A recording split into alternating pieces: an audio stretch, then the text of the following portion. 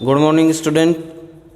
पिछली वीडियो में हमने पढ़ा था केमिकल रिएक्शन अभिक्रियाओं के बारे में और उत्प्रेरक के बारे में पढ़ा था कि अब इस वीडियो में पढ़ेंगे हम कि दैनिक जीवन में रसायनों के बारे में, दैनिक जीवन में रसायनों के बारे में पढ़ेंगे इस वीडियो में, केमिस्ट्री इन लाइफ एवरीडे के बारे में। ठीक है, तो आपने देखा होगा बेटा कि दैनिक जीवन में जो रसायन होते हैं, जैसे हम दैनिक जीवन में जितने भी रसायन उपयोग में लेते हैं, जैसे हम घरेलू उपयोग में लेते हैं कपड़े धोने के लिए या नहाने के लिए, जिन जिन रसायनों का हम उपयोग करते हैं वो दैनिक जीवन में उपयोग में काम आने वाले होते हैं। जैसे हम कोई भी व्यक्ति बीमार हो जाता है या हम बीमार हो जाते हैं तो बीमार होने के लिए हम औषधि का उपयोग करते हैं, करते कि नहीं करते? उस औषधि का उपयोग करने के लिए हम औषधि का उपयोग करते हैं, तो वो भी क्या है, एक तरह का रसायन है। क्या है बेटा? रसायन है। आजकल आपने देखा होगा कि रसायन जो होते हैं वो घरेलू उपयोग में आते हैं, जैसे अपमार्जक है, साबुन है, साफ सुंदर यानी कि सुंदर साफ सफाई के लिए करने के लिए, घरों को साफ सफाई करने के लिए अपमार्जक का उपयोग भी किया जाता है बेटा। अपमार्जक का उपयोग किया जाता है, कपड़ों की सफाई करने के लिए साबुन का उपयोग किया जाता है। सुंदर वस्त्र घरेलू उपयोग में अनेक प्रकार के काम आते हैं, तो उनकी भी सफाई करने के लिए हमें रसायन का उपयोग किया जाता है। जैसे साबुन वगैरह है, और भी जो कुछ भी हम वगैरह लेते हैं जो घरेलू में उपयोग में लेते हैं, जिनकी सफाई करने के लिए विभिन्न प्रकार के डिटर्जेंट उपयोग करने के लिए हम लेते कि नहीं लेते हैं, तो उनमें भी किसका उपयोग किया जाता है बेटा? रसायन का उपयोग किया जाता है। किसका उपयोग किया जाता है? रसायन का उपयोग किया जाता है। तो रसायन का उपयोग करने के साथ साथ आपने देखा है कि कुछ उपकरण एक भवन निर्माण, सीमेंट में उपकरणों में मोटर उपग्रह, गृह उपग्रह के उपयोग में भी रसायन का उपयोग किया जाता है। जैसे सीमेंट बनाने के लिए भी रसायन का उपयोग किया जाता है, जैसे जिप्सम का है। उसके बाद में मोटर वाहन में, जैसे मोटर की जो भी बैटरी वगैरह होती हैं उनमें भी रसायन का उपयोग किया जाता है। तो हमने देखा है कि present time of life chemistry, यानी कि जो वर्तमान समय में है, वर्तमान जो समय चल रहा है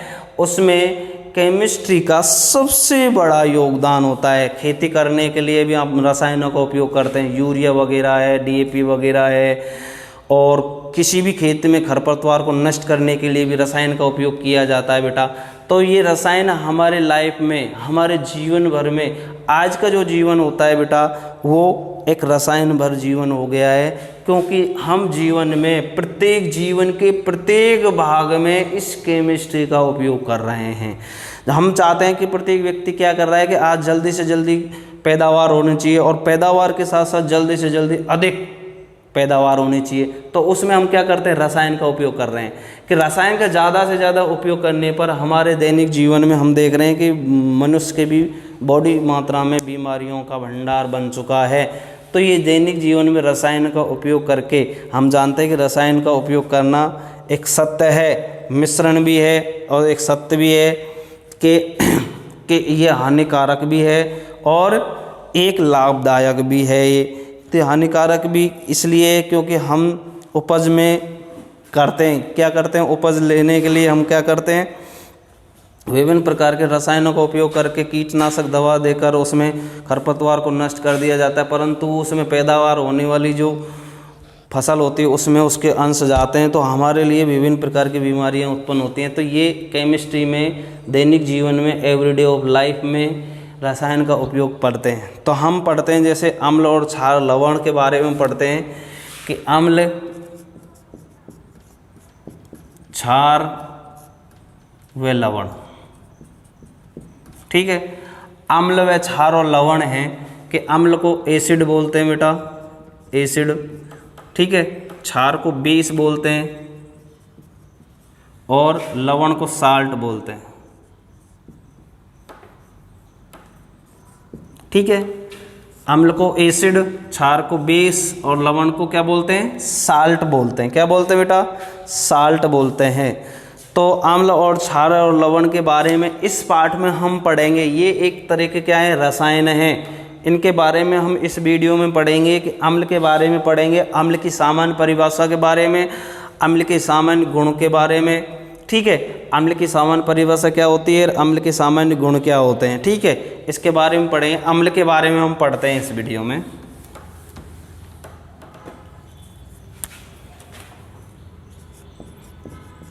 अम्ल की सामान्य परिभाषा, अम्ल की सामान्य परिभाषा, ठीक है बेटा, कि अम्ल की सामान्य परिभाषा कि जैसे वे पदार्थ जो स्वाद में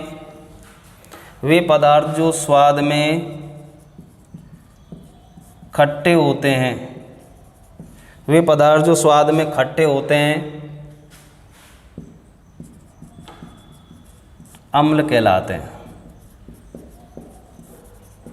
वे पदार्थ जो स्वाद में खट्टे होते हैं वो क्या कहलाते हैं बेटा, अम्ल कहलाते हैं। क्या कहलाते हैं, अम्ल कहलाते हैं। आपने देखा है कुछ पदार्थ ऐसे होते हैं जो खट्टे होते हैं, स्वाद में क्या होते हैं बेटा, खट्टे होते हैं, स्वाद में क्या होते हैं, खट्टे होते हैं, जो अम्ल कहलाते हैं। अम्ल को अंग्रेजी में यहाँ लिखते हैं, अम्ल को अंग्रेजी में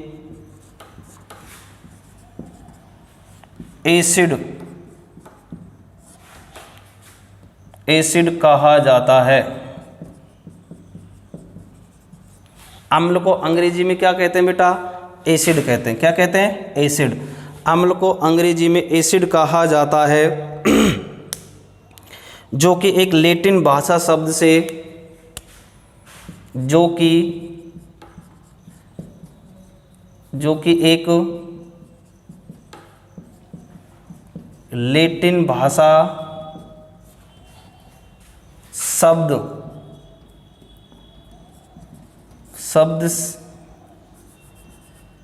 जो कि एक लैटिन भाषा शब्द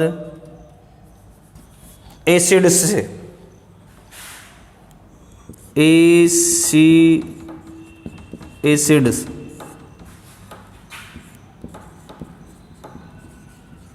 एसिड से लिया गया है।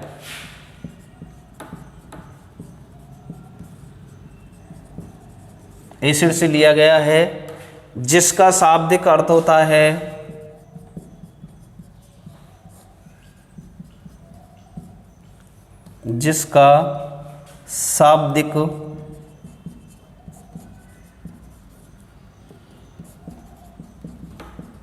होता है खट्टा। देखिए बेटा कि अम्ल की सामान्य परिभाषा के बारे में हम पढ़ रहे हैं इस वीडियो में, कि अम्ल की सामान्य परिभाषा क्या है, कि अम्ल वे पदार्थ जो स्वाद में खट्टे होते हैं, वे पदार्थ जो स्वाद में क्या होते हैं बेटा, खट्टे होते हैं, अम्ल कहलाते हैं। अम्ल को अंग्रेजी में एसिड कहा जाता है। क्या कहा जाता है बेटा, एसिड कहा जाता है, जो कि एक लैटिन भाषा शब्द होती है। अंग्रेजी की तरह एक भाषा होती है, हिंदी की तरह एक भाषा होती है जो लैटिन भाषा होती है, जिसको अम्ल को क्या कहा जाता है, एसिड्स कहा जाता है। एसिड से लिया गया है, जिसका शाब्दिक अर्थ होता है बेटा खट्टा। अर्थात जो पदार्थ जो स्वाद में क्या होते हैं, खट्टे होते हैं, वो क्या कहलाते हैं, अम्ल कहलाते हैं। क्या कहलाते हैं बेटा, अम्ल कहलाते हैं। तो अम्ल कहलाते हैं, तो वो क्या कहलाते हैं, अम्ल कहते हैं, जिन्हें अम्ल कहते हैं। अब कुछ ऐसे पदार्थ होते हैं जिनका दैनिक जीवन जिसके प्राकृतिक स्रोत और प्राकृतिक स्रोत और उनमें अम्ल होते हैं। कुछ अम्लों के प्राकृतिक स्रोतों के बारे में हम पढ़ते हैं। इसमें देखिए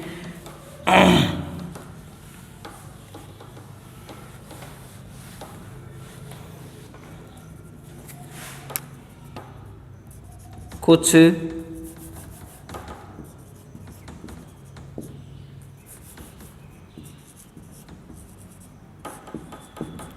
अम्लों के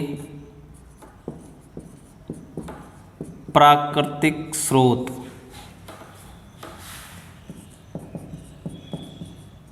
जैसे प्राकृतिक स्रोत है हमारे पास में, प्राकृतिक स्रोत और अम्ल, ठीक है। ये प्राकृतिक नंबर 1 है हमारे पास में। सबसे पहले नंबर 1 आ जाता है सिरका आता है। नंबर 2 आ जाता है हमारे पास में सिरके में एसिटिक अम्ल होता है। कौन सा अम्ल होता है बेटा?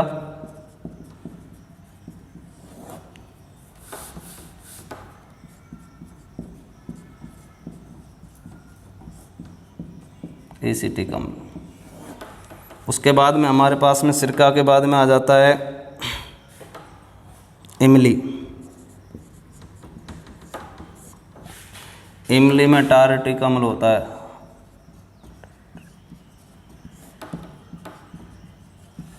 फिर उसके बाद में आ जाता है संतरा। संतरा में एस्कॉर्बिक अम्ल होता है।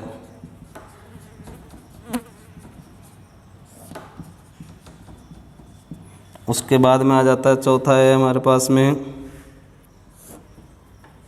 जठर रस।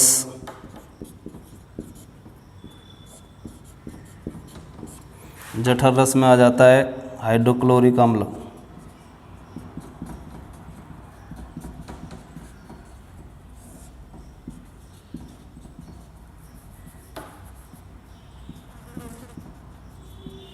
उसके बाद में आ जाता है चींटी के डंक में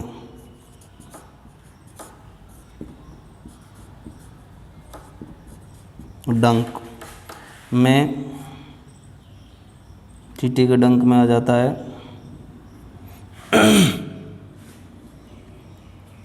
फॉर्मिक अम्ल होता है।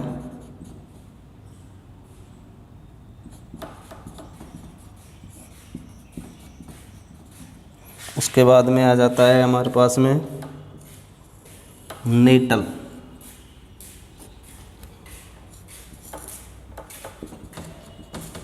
इसमें मेथिनोइक अम्ल होता है, फॉर्मिक अम्ल बोलते हैं।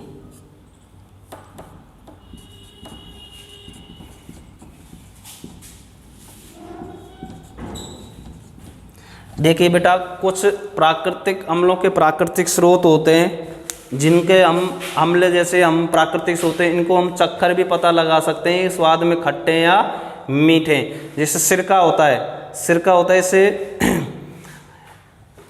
सांद्र नाइट्रिक अम्ल, HNO3 और सल्फ्यूरिक अम्ल 3:1 के विलियन को 3:1 के विलियन को क्या कहते हैं? सिरका कहते हैं। अब सिरका का प्राकृतिक स्रोत है वो, उसमें क्या प्राप्त होता है? हमें एसिटिक अम्ल प्राप्त होता है। क्या प्राप्त होता है बेटा? एसिटिक अम्ल होता है। उसके बाद में हमारे पास में इमली है। इमली में टार्ट्रिक अम्ल प्राप्त होता है। कौन सा अम्ल प्राप्त होता है? टार्ट्रिक अम्ल प्राप्त होता है। संतरा है, इसमें हमारे एस्कॉर्बिक अम्ल प्राप्त होता है। कौन सा अम्ल प्राप्त होता है बेटा? एस्कॉर्बिक अम्ल प्राप्त होता है। जठर रस है, इस जठर रस है, इसमें हाइड्रोक्लोरिक अम्ल होता है। जठर रस होता है आमाशय जो होता है हमारे पास में, आमाशय आपने देखा है जिसे हम पेट कहते हैं, आमाशय कहते हैं इसे, आमाशय। इसमें HCl होता है। कौन सा अम्ल होता है बेटा? HCl अम्ल होता है। इसमें इस आमाशय में नीचे इस साइड में जठर ग्रंथियाँ होती हैं। कौन सी ग्रंथि होती हैं? जठर ग्रंथि होती हैं। उस जठर ग्रंथियों से स्रावित रस होता है जठर रस। और उस रस में, जठर रस में HCl पाचक एंजाइम होता है। कौन सा होता है? HCl पाचक एंजाइम होता है। क्या होता है बेटा? पाचक एंजाइम। और ये इसमें पाया जाता है। ठीक है। उसके बाद में चींटी के डंक में फॉर्मिक अम्ल होता है। फॉर्मिक अम्ल भी कह सकते हैं चींटी के डंक में, या मेथिनोइक अम्ल भी कह सकते हैं। अब ये तो आपको पता है, परंतु ये नीटल क्या है? नीटल के बारे में आपको पता नहीं है कि नीटल क्या है। ये नीटल मैंने आपको लिखा है, ये नीटल एक शाकीय पादप है। नीटल एक शाकीय पादप है जो जंगलों में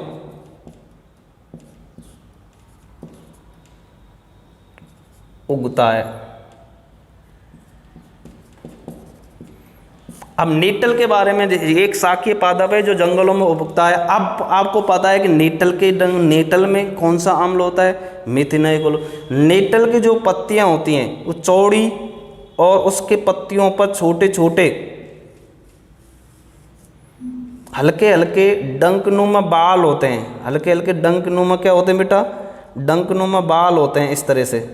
यदि हम कुछ जंगल में जाते हैं और गलती से अगर ये छू जाते हैं तो ये डंकनुमा हमारी त्वचा के संपर्क में आ जाते हैं। जैसे ये त्वचा के संपर्क में आते हैं तो इसमें एक मेथेनोइक अम्ल होता है, मेथेनोइक अम्ल का स्राव होता है और हमारे त्वचा पर वो संपर्क में आने पर वहाँ जलन एवं दर्द का अनुभव होता है।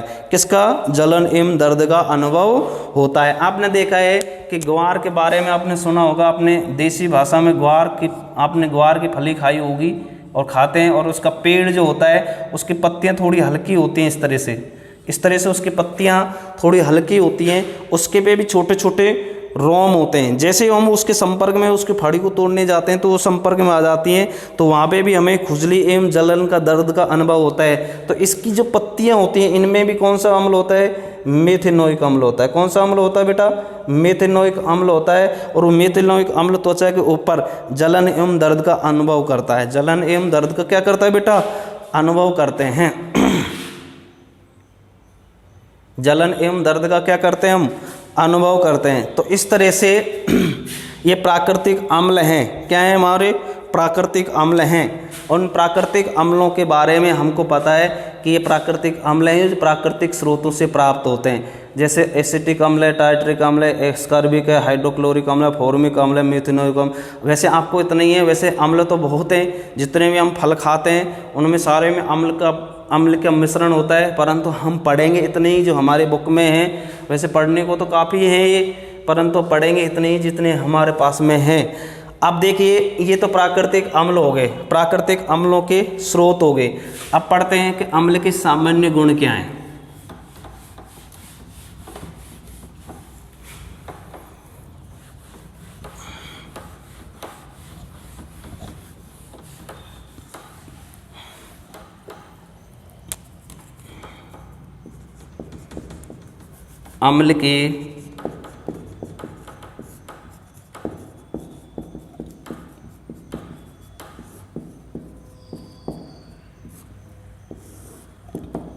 अम्ल के सामान्य गुण। ठीक है, अम्ल के सामान्य गुणों के बारे में देखते हैं। नंबर 1 है, ये स्वाद में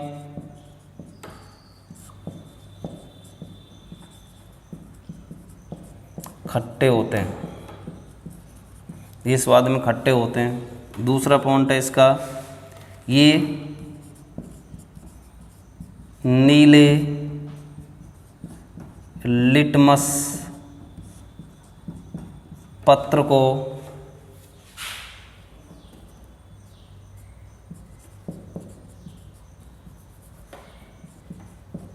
लाल कर देते हैं। तीसरा है इसका,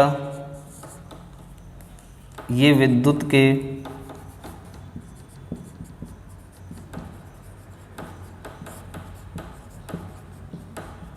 सुचालक होते हैं। चौथा है ये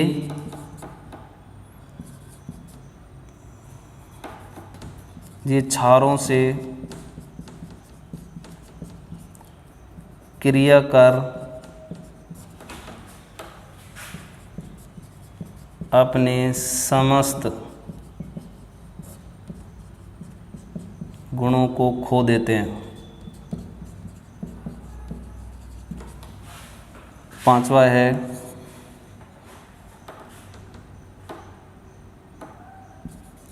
अर्थात इसमें लिख देंगे उदासीन हो जाते हैं।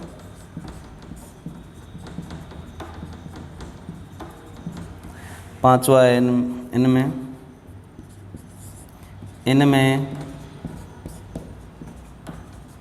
उच्च विलायक क्षमता होती है। देखिए बेटा कि ये अम्ल के सामान्य गुण हैं। इन सामान्य गुणों के बारे में हम देखते हैं कि अम्ल के सामान्य गुण है कि नंबर 1 पहला है कि ये स्वाद में खट्टे होते हैं। बिल्कुल सही है कि अम्ल स्वाद में क्या होते हैं? खट्टे होते हैं। दूसरा उदाहरण ये है कि ये नीले लिटमस पत्र को लाल कर देते हैं। अब आ जाती है इसमें लिटमस पत्र। लिटमस पत्र क्या होता है? एक कागज़ का सा टुकड़ा होता है। कैसे होता है? एक कागज़ का सा टुकड़ा होता है। कुछ अम्ल ऐसे होते हैं जिनको हम चक्कर पता नहीं लगा सकते, चक्कर पता नहीं लगा सकते। तो उनको क्या करते हैं कि लिटमस पत्र का उपयोग करते हैं। एक इस तरह से एक लिटमस पत्र होता है, उसके ऊपर नीला लिटमस पत्र होगा, तो उसमें हम अम्ल डालेंगे, तो जहाँ अम्ल डालेंगे तो वो कैसा हो जाएगा बेटा, लाल हो जाएगा। कैसा हो जाएगा, लाल। और लाल होने पर हमको पता लग जाएगा कि ये अम्ल है, ये क्षार है। ठीक है। तीसरा उदाहरण, ये विद्युत के क्या होते हैं, सुचालक होते हैं, क्योंकि जितनी भी बैटरी आती हैं, जितनी भी आपकी बैटरी आती हैं जो आपके उसमें आती है, जैसे वाहन वगैरह में जो बैटरी उपयोग में लेते हैं, उसमें एसिड भरा होता है, एसिड, तो वो विद्युत के क्या कर देते हैं, सुचालक होते हैं, इसलिए विद्युत का वो चालन करने में सहायक होते हैं। चौथा उदाहरण है इनका, चौथा ये गुण है इनका, ये क्षारों से क्रिया करके, जो क्षार होते हैं वो क्षारों से क्रिया करके अपने समस्त गुणों को खो देते हैं, अर्थात ये अपने गुण नष्ट कर लेते हैं। जैसे HCl प्लस में NaOH है, जो HCl की किसकी मात्रा है, किसके साथ क्रिया कर रहा है, क्षार से। ये अम्ल है और ये क्षार है, ये क्रिया कर रहा है, तो क्या बन रहा है, NaCl प्लस में H2O। क्या बन रहा है, H2O, लवण व जल अपने समस्त गुणों को खो देता है, अर्थात क्या हो जाते हैं, उदासीन। क्योंकि हो जाते हैं, क्योंकि इससे बनने वाला पदार्थ का pH मान क्या होता है, 7 होता है। क्या होता है, 7 होता है, तो इसलिए उदासीन हो जाते हैं। इनमें उच्च विलायक क्षमता होती है बेटा, ये जल में पूरी तरह से घुल जाते हैं। जैसे HCl प्लस में H2O को मिलाएंगे, HCl प्लस में H2O मिल जाएगा इसमें, तो H2O मिलाएंगे तो इसमें हो जाएगा H3O प्लस Cl, ये बन जाएगा, क्योंकि इसमें जल में पूरी तरह से ये जल्दी घुल जाते हैं, तो इसलिए इनमें उच्च विलायक क्षमता होती है। तो इस तरह से अम्ल के सामान्य गुण हो गए। ये हो गए कि अम्ल की आपकी सामान्य परिभाषा आपको पढ़ा था कि वे पदार्थ जो स्वाद में खट्टे होते हैं वो क्या कहलाते हैं बेटा, अम्ल कहलाते हैं। क्या कहलाते हैं, अम्ल कहलाते हैं। अम्ल के सामान्य गुणों के बारे में मैंने प्राकृतिक स्रोतों के बारे में बताया था कि अम्ल के प्राकृतिक स्रोत कौन कौन से, इमली है, सिरका है, जठर रस है, ये अम्ल के प्राकृतिक स्रोत है, और ये अम्ल के सामान्य गुण हैं जो अम्ल के सामान्य गुणों में उपयोग में लिए जाते हैं। ठीक है।